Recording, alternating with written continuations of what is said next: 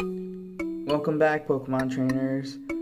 Today I just want to do another deck review. For some reason, the other deck review did so well so quickly, so figured another one wouldn't hurt. And I've waited a while to do another deck review because I didn't think it was ready. You know, I've done so many modifications to my deck, just like everyone else does. But I feel like this is the stopping point where I'm like, okay, I've done enough modifications. The biggest modification in this deck from the previous video is the Zoroark. It's done me well. It's proven to me that it could work in the last League Challenge. I mean, the only thing I lost to was a Night March deck. So if you could find something that goes up against the Night March deck, leave it in the comments below, and yeah, let me know. But I faced off this deck against a lot of other Mewtwo decks, Toad, Tina deck, and just other miscellaneous decks. But yeah, let's get straight into it. I'm gonna start off with Pokemon first. So yeah, our main attacker, just like before, we got your Mega Mewtwo, Psychic Infinity. It's the power hitter. You know, you get a lot of DCEs, or like your opponent having a lot of energies. It's gonna do, you know, a lot of attack power. So that matches up with the Shrine of Memories, and I'll show you in a few how it works for you.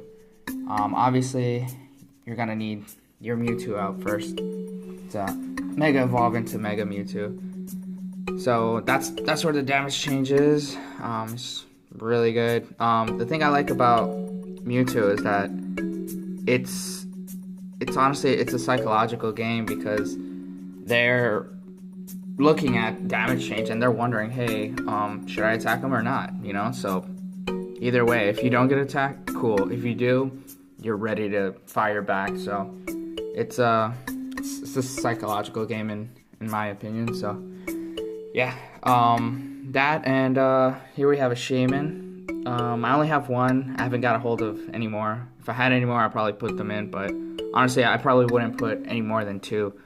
Setup, you know, normal. Everybody uses it. You know, you set up for 6, go through your deck pretty quick. You know, it's pretty cool. Hoopa. Man, this deck probably wouldn't work without Hoopa. He's a speed racer for me. His Scoundrel Ring, you know, get 3 EXs, you know.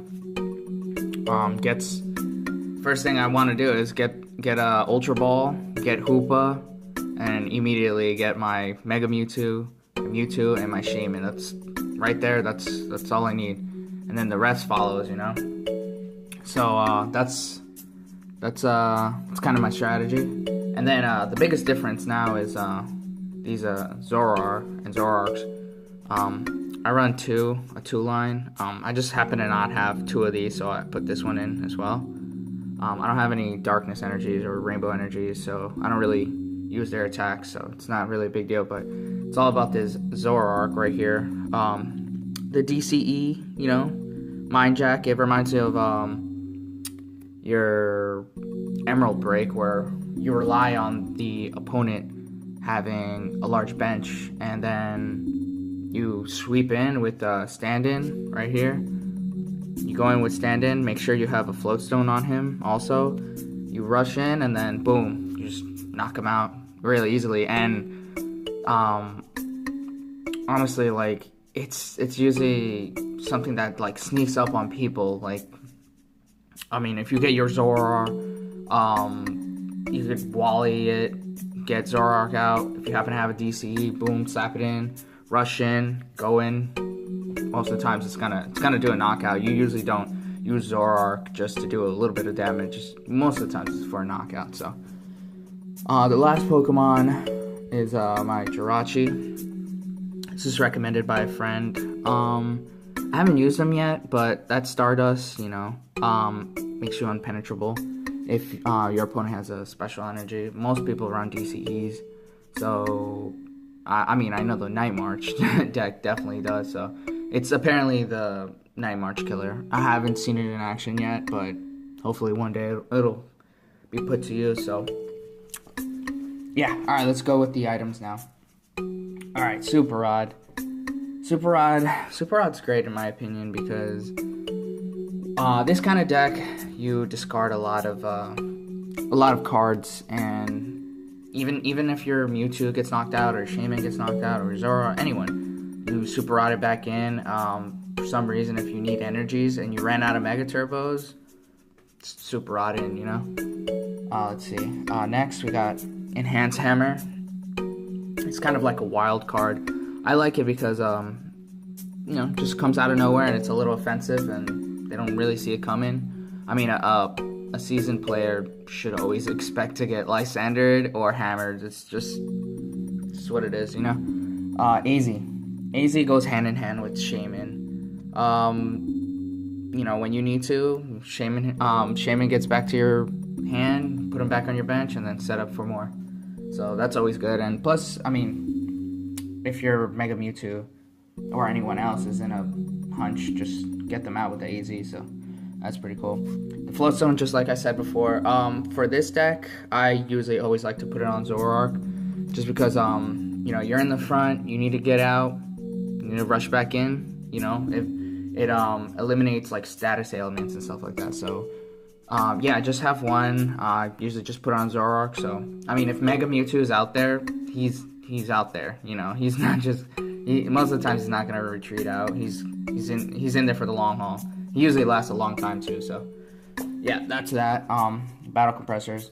I run 2. Before I used to run 1, but 2's pretty necessary. My first 3, when I get a battle compressor, my first 3 is usually 3 psychic energies, maybe 2 psychic energies, and Zoroark or Lysander. But most of the times it's just 3 psychic energies, just so I could like know that like my Mega Turbo is like ready to work. So that's cool. And then if I get a second battle compressor, I just put a bunch of supporters, usually like an AZ, Lysander, and Zoroark. And I'll get to those in a bit. Startling Megaphone. I think this is another wild card for me as well. I think it's pretty tight because a lot of people run Spirit Links and you knock them off and that throws them off their game. That, and everybody runs Fury Belts nowadays. And not so much Muscle Bands, but you know, it's just cool to use. So that's definitely a plus. Professor's Letter. I don't think this is absolutely necessary for this deck, but it's kind of my last reassurance that like if I'm stuck, I need energy ASAP. Get your Professor's Letter, boom, get your energy, do what you gotta do. Lysander. I should have more of these, but I just have 1. I count on my VS Seekers to use multiple ones. Lysander, you go in for those snipes. I mean, it's absolutely necessary in every deck. At least 1. I mean, really, like there's been so many times where it's like Lysander's worked for me. Yeah, you need it. Trainer's Mail. This is just to speed through the deck, you know. Get your look for top 4 cards and see if there's a trainer. I mean, yeah, Trainer's Mail is just good. I mean, I don't have anything specific like that I'm looking for when I'm using Trainer's Mail, but it's just good to have.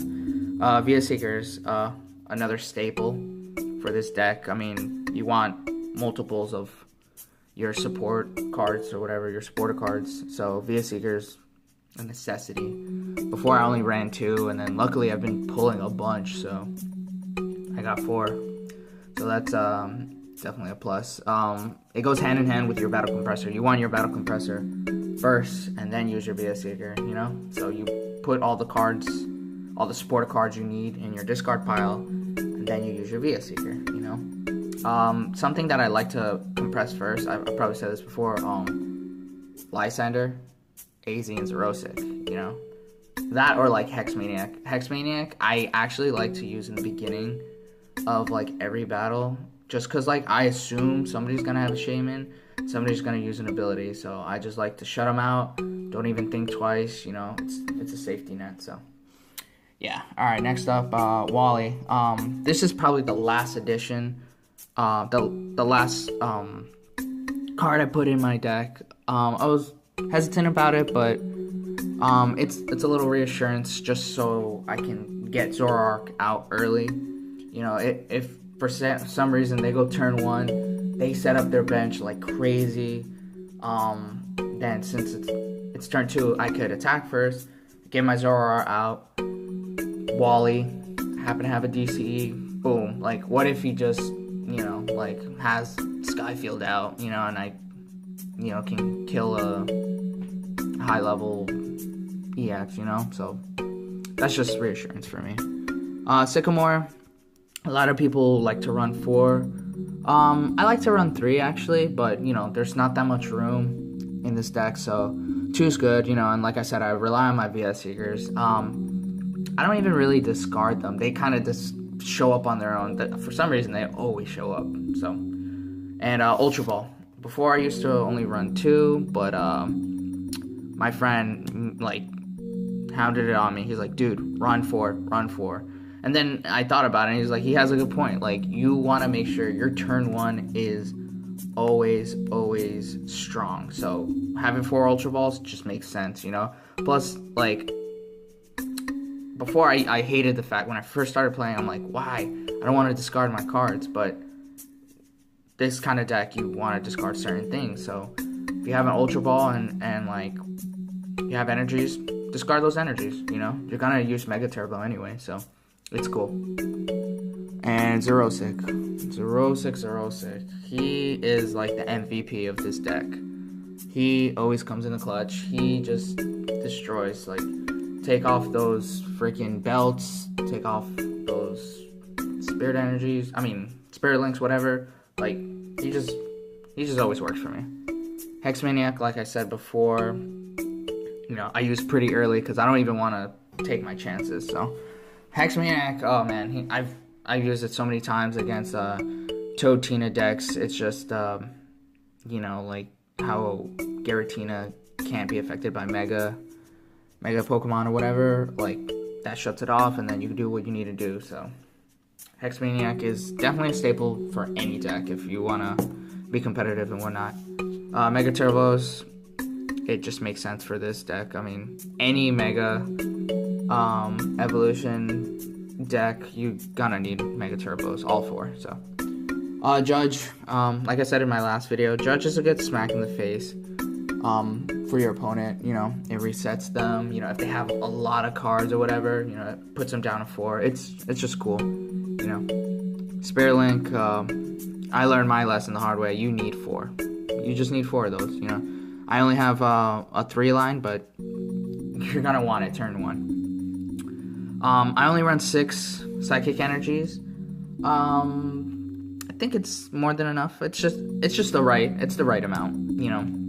I mean, those DCEs stack up quick either way, so, you know, I have, you know, 4 DCEs obviously. And Escape Rope. That's kind of like another wild card for me.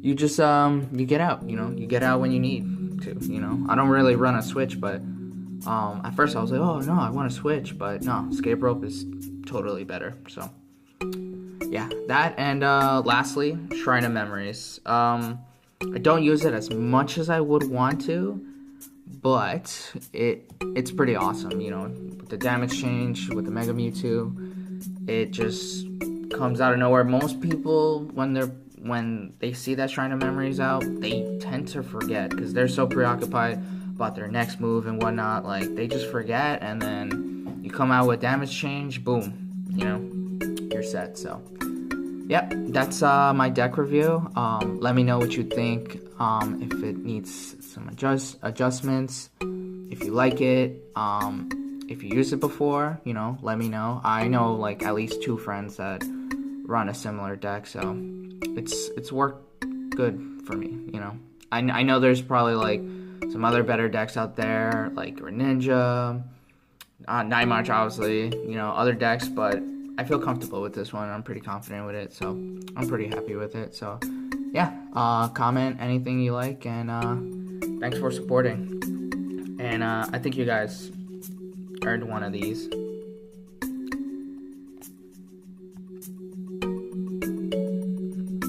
Alright guys, thanks for watching Paco's Pokevlog. See you later.